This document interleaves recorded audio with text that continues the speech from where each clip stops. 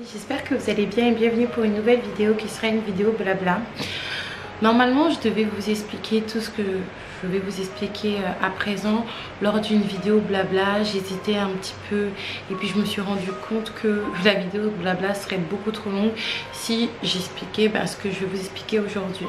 Cette vidéo en fait elle a été motivée par mes lamentations.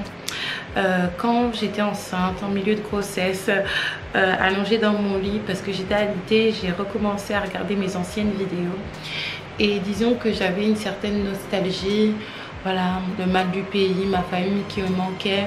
Et quand je regardais mes vidéos, je me suis posé la question: mais qu'est-ce que tu fais ici? Qu'est-ce que tu fous ici? Pourquoi tu es partie ici? Et puis finalement je me suis rappelé ce qui se passait en fait quand la caméra était éteinte, quand j'étais plus AIKL mais juste Aïka, et j'avais envie de vous partager cela. Cette vidéo je la fais en fait pour vous donner certaines pistes de résolution par rapport au sujet que je vais évoquer. Je le fais également pour les femmes quand vous vivez des situations plus que difficiles, comment vous en sortir. Je la fais dans un dernier temps pour faire une annonce du coup. Donc restez jusqu'au bout et sans plus tarder du coup c'est parti. En janvier 2021, j'ai eu une audience au tribunal pour violence conjugale pour des faits qui ont eu lieu soit à la rentrée 2020, vers septembre-octobre, ou soit en fin d'année 2020, je ne me rappelle plus. C'est des souvenirs que l'on veut oublier. Et j'ai porté plainte parce que c'était la fois de trop, à mon sens. Et de toute manière, la première fois, c'est la fois de trop. Cependant, vous savez, avant, je subissais tout un tas de méchanceté parce que je n'avais pas confiance en moi. Au-delà de la beauté, voilà, du glow-up, j'avais pas confiance en la personne que j'étais. Je pensais que dans la vie, il y a des personnes qui vivaient des belles choses, des belles vies, même s'il y avait des hauts et des bas, et d'autres personnes où c'était que négatif, et moi j'étais ce type de personne-là. Mais pour les personnes du coup qui auraient suivi la première partie de cette vidéo, je vous la mettrai juste ici parce que c'est la suite de l'histoire. En 2020, début 2020, j'ai décidé de me prendre en main, de perdre du poids.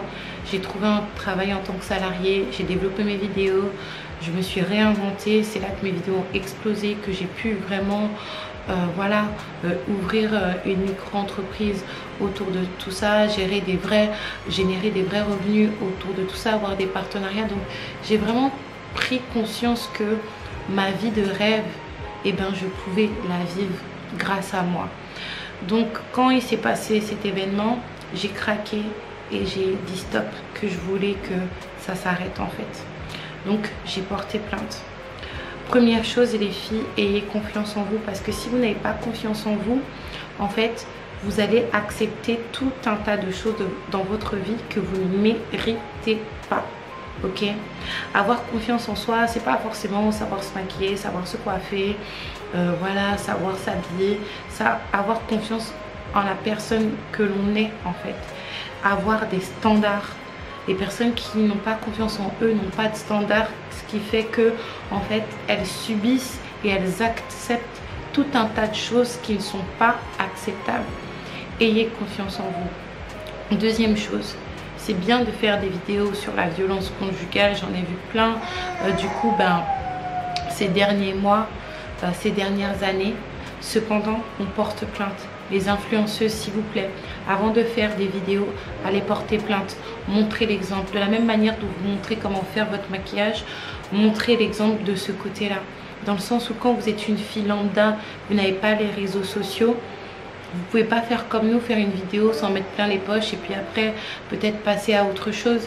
Il y a des vraies femmes qui souffrent de ça et des vraies femmes en fait qui meurent de ça. Tout ce que vous faites peut être assimilé à la diffamation. Il faut vraiment que votre statut de victime soit reconnu. Moi, en faisant cette vidéo, je ne cherche pas de la pitié, je ne cherche pas à être reconnue en tant que victime par les réseaux sociaux parce que la justice m'a reconnue en tant que victime. Donc du coup, revenons à mon petit blabla. Suite à cette audience, j'ai été gratifiée d'une ordonnance d'éloignement. Là, les problèmes ont commencé pour moi. Normalement, la libération pas la promesse, mais le commencement d'une nouvelle vie. Surtout que je me suis mise en couple très tôt, à l'âge de 18 ans. J'étais encore un bébé, ma vie d'adulte n'avait pas encore commencé. Donc c'était vraiment pour moi normalement le commencement d'une nouvelle vie, sans la personne, disons, qui apportait des désagréments. Cependant, les désagréments se sont plus intensifiés, dans le sens où en fait avec cette personne on partageait beaucoup de choses contractuelles, dont le bail de notre maison, l'ancienne maison que j'occupais avant celle-ci. Et même s'il y a eu un jugement, même si j'ai été reconnue en tant que victime, même s'il y avait ordonnance d'éloignement, tout ce qui était contractuel n'est pas effacé par le jugement. Il aurait fallu faire des démarches, mais je vous expliquerai par la suite pourquoi je ne les ai pas faites du coup. Et ça a été une grande erreur, même si tout est écrit. Donc par conséquent, suite à ce jugement, quelques temps plus tard, la personne en question est retournée chez lui qui était chez nous. Je me suis retrouvée dans une situation très compliquée, dans le sens où quand il venait quotidiennement, même dormir là, les enfants ne comprenaient pas ma position d'être un petit peu crispée, de lui dire de partir, peut-être de babiller. Vous savez, quand vous bénéficiez d'une ordonnance d'éloignement, quand la personne vient, au niveau du périmètre qui ne doit pas approcher, vous devez appeler la police. J'aurais dû appeler la police. Cependant, je me sentais tellement mal. J'étais prise de culpabilité déjà d'avoir porté plainte, à un point où j'ai enlevé ma plainte, mais c'est le procureur qui l'a poursuivi. Même le fait d'avoir retiré ma plainte, les filles, ça m'a attiré beaucoup de problèmes, notamment avec ma famille. Parce que ma famille, mon papa, des oncles à moi m'ont accompagnée dans ce processus. Et quand j'ai enlevé ma plainte, ils m'ont dit: mais Aïka, en fait, pourquoi tu veux protéger une personne qui t'apporte tout un tas de problèmes et qui ne te fait pas du bien? C'est pas question d'être méchante avec la personne, c'est question de te protéger et de commencer ta vie. Parce que moi, ma vie, elle a commencé quand je suis retournée ici, finalement. Et moi, j'étais tellement prise de culpabilité, j'étais tellement mal que la personne ait fait la garde à vue, que la personne a été jugée, même si elle n'a pas fait la prison. Elle a eu quand même de la prison avec sursis. Et ce qu'il a eu, je me sentais tellement mal. Et j'ai eu un discours qui était très dangereux, que beaucoup de personnes racisées disent: mais j'ai fait une erreur d'avoir porté plainte. On est quand même des Noirs, on est quand même des Africains. On ne va pas faire ça en fait. Et je me suis même disputée avec mon père, disputée avec l'un de mes oncles. Il y a des noms d'oiseaux qui ont bref. Du coup, je ne voulais pas appeler la police parce que en fait, je me sentais coupable. Les filles, troisième chose que je voudrais vous dire pendant toute cette story time entre guillemets, il n'y a pas à se sentir coupable. Vous n'avez rien fait de mal, on vous fait du mal. C'est pas question de vouloir être méchante avec la personne, c'est question de se protéger. Au bout d'un moment, on arrête les foutaises, comme dit ma soeur. On arrête les foutaises. La vie, c'est pas fait pour survivre, elle est faite pour être vécue, et être vécue en fait dans le bonheur un maximum. Déjà dans la vie d'adulte, il y a les problèmes de santé, les problèmes d'argent, tout un tas de soucis, les factures, les impôts, les choses comme ça. On ne va pas rajouter des problèmes avec la personne avec qui on partage sa vie, ok? Donc qui on est amoureux, qu'on aime soi-disant, ok? Donc on se protège. Donc j'étais prise de culpabilité d'appeler la police. J'aurais dû le faire avec le recul. Au-delà de ça, il y avait le problème des enfants. Je vous explique. Et je vous dis ça les filles, c'est pour vous. Parce qu'encore une fois, en dépit de mes qualités, mes défauts, mes erreurs, et des personnes avec qui ça peut accrocher et d'autres beaucoup moins, comme tout le monde, il y a des choses que je vois, non c'est trop. Au bout d'un moment, il faut choisir ses enfants. Si vous ne choisissez pas vous, choisissez vos enfants. Et le problème c'est que, en fait, le fait que la personne soit dans la maison et que j'appelle pas la police, c'était, comme dit le dicton, qui ne dit mot consent. Donc ça pouvait passer que malgré le jugement, malgré voilà des faits, il y a de la violence conjugale, le juge a tranché, madame décide toujours de rester avec cette personne-là, alors que je n'étais plus en couple avec cette personne-là, je ne voulais plus de cette personne-là. Comme je le disais, allons sauvegarder les enfants, allons avoir une bonne relation pour les enfants. Et vous savez, quand j'ai enlevé ma plainte, parce que l'OPJ, c'était une Martiniquaise, m'a dit, vous savez, si on vous revoit encore dans nos locaux, ok, pour la même raison, la justice va nous obliger à vous protéger, oui, mais pas autant qu'on aurait voulu le faire. Parce qu'ils voulaient mettre tout un tas de choses en place, que j'aille en foyer, etc. Mais moi, je ne pouvais pas à cause de mon travail. Au-delà de YouTube, je travaillais à la sécurité sociale à la maison. Et en plus de ça, on protégera les enfants. Je me rappelle que quand je suis sortie de retirer ma plainte, il y a l'OPJ qui m'avait rappelé et qui m'avait dit le procureur, il demande une information. Il demande où sont scolarisés vos enfants. Et là, j'ai compris directement, en fait. Parce qu'on ne peut pas rester avec une personne qui a été violente avec vous et vous revenez avec la personne. Vous continuez à faire des enfants avec la personne. Ça, c'est des exemples que je vois, notamment ici. Ne faites pas ça, les filles. Si vous ne vous choisissez pas vous, si vous n'avez pas encore cette confiance, parce que, en fait, la confiance, ça se travaille, en fait. Choisissez vos enfants. Voyez, les hauts, les bas, ça arrive dans les relations. Les disputes, les vaisselles qui cassent, etc. Moi, j'ai connu. Au bout d'un moment, faut pas... Non. Et donc, du coup, moi, j'avais peur de ça. Donc, voici la situation telle qu'elle était. C'est pour ça, d'ailleurs, que j'avais arrêté un petit peu de faire des vlogs famille. Je m'étais concentrée sur les diètes vlogs parce que ma vie personnelle ne permettait pas que je puisse vlogger ma vie, en fait. Parce que j'allais pas vlogger le chaos, clairement. Parce que la personne, elle n'est pas revenue gentiment en mode voilà, je n'ai pas d'endroit où dormir, s'il te plaît, ne dis rien. Non, c'était le chaos. Le chaos. Deuxième chose qui m'a motivée déjà à partir de ma maison, parce que moi, je n'avais pas l'intention de partir de ma maison. J'avais tout. Elle était faite pour moi.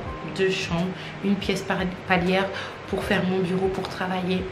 Voilà, un beau salon, une belle cuisine, salle de bain, tout à proximité. En plus, après, j'ai eu mon permis, donc je n'avais pas l'intention de quitter du coup où j'habitais. Mais il y avait une autre situation, qui s'ajoutait en fait à cette première situation.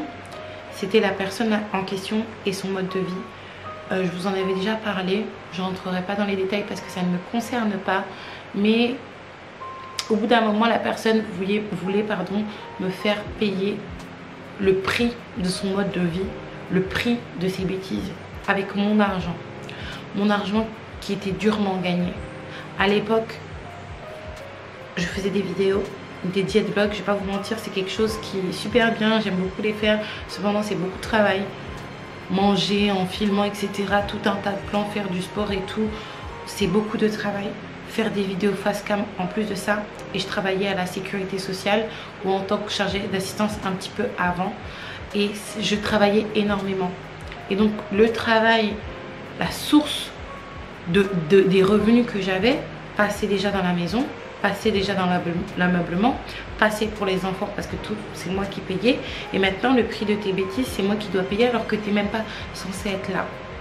Il est arrivé des situations, les filles, très compliquées, très périlleuses, où même j'aurais pu en payer de ma vie, j'étais même pas au courant. Voyant ça, voyant que la personne ne voulait pas partir, c'est là que je suis partie un petit peu chez ma maman. Je me suis dit, en fait, la personne va se rendre compte que la maison elle est mienne, que c'est à moi en fait, c'est à moi, c'est moi qui fais tout, et c'est la personne qui fait rien et en soi qui a tout gâché en fait, parce qu'on aurait pu voilà se séparer tranquillement, qu'ils puissent faire des économies et partir, mais c'est toi qui fais tout et n'importe quoi. Et je me suis dit peut-être qu'en partant de la maison, en partant avec les enfants chez ma maman, il allait réaliser tout ça. En arrivant chez ma maman, les filles, j'ai découvert ce qu'on appelle la paix. P-A-I-X. La paix. Si vous ne vivez pas dans la paix, si vous vivez toujours dans l'angoisse, qu'est-ce qui va se passer, etc., vous ne connaissez pas c'est quoi la vie. Je dormais, les filles, en paix. Des nuits réparatrices, surtout que je faisais beaucoup de sport à l'époque. Je me réveillais pas dans la nuit parce que j'ai peur de peut-être rencontrer quelqu'un chez moi, sous mon toit, que je ne connais pas, être réveillée par la musique, être réveillée par des cris ou des choses comme ça. Non, juste la paix. Et là, je me suis dit qu'il y aurait peut-être quelque chose à faire parce que c'est pas possible que je me sente mieux chez ma mère que chez moi. Ne restez pas avec une personne qui n'a pas le même mode de vie que vous. Et surtout, un mode de vie destructeur. C'est pas possible. Vous allez en payer de votre vie. Je vous regarde droit dans les yeux. Vous allez en payer de votre vie. Vous savez, peut-être que je vais avoir les larmes aux yeux parce que j'ai jamais vécu ça. Peut-être que je le vivrai un jour, peut-être carrément avec mes filles. Vous voyez la symbolique quand un homme et une femme se marient. Le papa, il est avec sa fille, main dans la main ou bras contre bras, à rapporter sa fille pour l'homme avec qui la fille va se marier. Excusez-moi, mon discours est saccadé. Cette image-là, en fait, c'est voilà, papa, je te donne ma fille. Avec moi, elle était en sécurité. Je te laisse cette responsabilité maintenant. Un homme, il est garant de votre sécurité. Garant de votre sécurité. C'est pas qu'à chaque fois que vous avez un problème avec quelqu'un, que vous envoyez votre chérie, non. Mais il est garant de votre sécurité. Vraiment. Deuxième chose, si vous êtes plus en paix chez quelqu'un d'autre que chez vous, il faut que vous posiez les bonnes questions. Certes, quand on va chez ses parents, pardon, on se sent bien parce qu'on redevient bébé, on est bien et tout. Mais au bout d'un moment, on doit avoir cette envie de retourner chez soi. Et moi, clairement, je n'avais pas envie de retourner chez moi. J'avais juste envie de faire des passages chez moi. Quand la personne, du coup, elle n'était pas là, je passais chez moi pour prendre certains effets personnels, pour récupérer mes colis, du coup. Mais je n'aimais plus être chez moi, alors que j'avais une belle maison, en fait. Posez-vous les bonnes questions.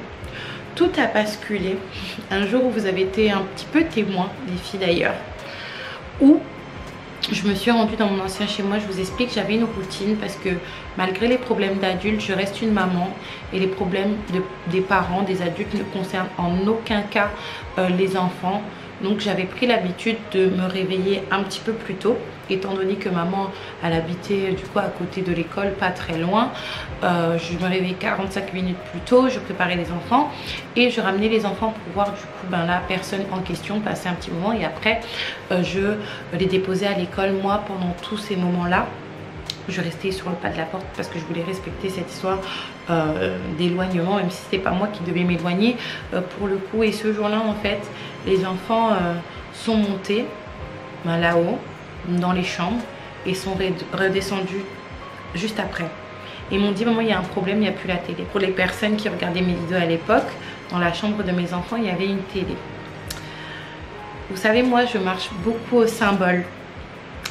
Et cette télé, même si elle coûtait, et je m'en rappelle du prix, 75,99 €, j'y tenais beaucoup. Parce que je l'avais acheté en fait dans un moment de grosse galère. Comme je vous ai dit dans la vidéo, notre séparation, un truc comme ça, où je gagnais que 300 € par mois. Et je devais me débrouiller pour tout gérer. Et je voulais faire plaisir pour mes enfants, surtout qu'il y avait la Nintendo du coup de Joshua. Et en achetant cette télé, je me suis dit que j'allais faire une belle chambre pour mes enfants.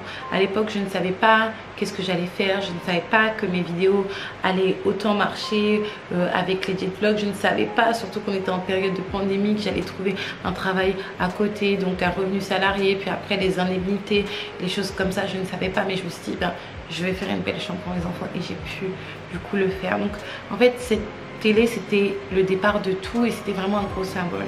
Quand les enfants m'ont dit ça, je suis montée, quelque chose que je ne faisais pas, et j'ai constaté que effectivement la télé n'était plus là et la tirelire de mes enfants était vide. J'ai voulu demander à la personne en question qu'est-ce qui s'était passé. La personne ne m'a pas répondu. Et fille, au pied de mon lit, il y avait, vous savez, des poids pour faire le sport. Une fraction de seconde, je me suis dit, en fait, c'est moi aujourd'hui qui vais faire la prison. C'est moi qui vais faire la prison, ou on va mourir tous les deux. Pourquoi? Parce que je me suis dit, attends, je suis gentille. J'ai enlevé ma plainte. Je te laisse la maison, ok? Je paye tout dans la maison. d'accord, alors que je ne suis pas dedans, mais ce que j'essaie de bâtir pour mes enfants, toute seule, tu détruis ça. C'est vraiment ça que tu es en train de faire en fait. Une fraction de seconde, j'ai pensé à faire l'irréparable. Mais je me suis dit, j'ai pas le temps pour ça. Et là, mécaniquement, un petit peu comme une psychopathe, j'ai pris les enfants. J'ai dit aux enfants qu'ils n'iraient plus dans cette maison, que c'était la dernière fois. Je les ai déposés à l'école. Je suis revenue dans la maison. Et c'est à ce moment-là, les filles, que vous m'avez vu tout casser dans la chambre des enfants.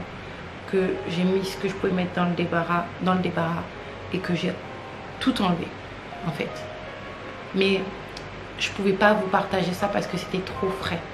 Et c'est 2 ans plus tard aujourd'hui que je vous le partage. Après, je suis repartie chez ma mère qui habitait non loin, prendre un sac, revenue, mettre toutes mes affaires. Et puis, j'ai quitté. Après, ce qu'il est advenu de la maison, et ça ne me concerne pas, même si je le sais, c'est devenu du n'importe quoi. J'ai continué à payer la maison pendant un moment parce que j'étais reconnaissante au niveau de la propriétaire en fait. Parce que quand j'étais arrivée, ma situation c'était vraiment une catastrophe. Surtout que je venais de redéménager avant. Mais voilà. Maintenant c'est vrai que moi j'avais envie de rester dans mon ancienne ville, Saint-Quentin. Moi je suis une fille du Nord, j'aime trop le Nord en fait. Depuis que j'ai découvert le Nord, Paris et tout, ça me dit rien du tout. Et j'avais vraiment envie de rester dans cette ville, que les enfants gardent leurs habitudes, etc. Cependant, j'étais poursuivie par cette relation. Voilà, le fait qu'ils veulent m'accoler à lui, dire voilà, ma femme la youtubeuse, etc., etc. La mère de mes enfants la youtubeuse, vouloir que je règle encore cette histoire. Ça aurait été très difficile pour moi de rester là. Mais j'avais vraiment l'intention, l'envie, non seulement déjà de ne pas quitter ma maison.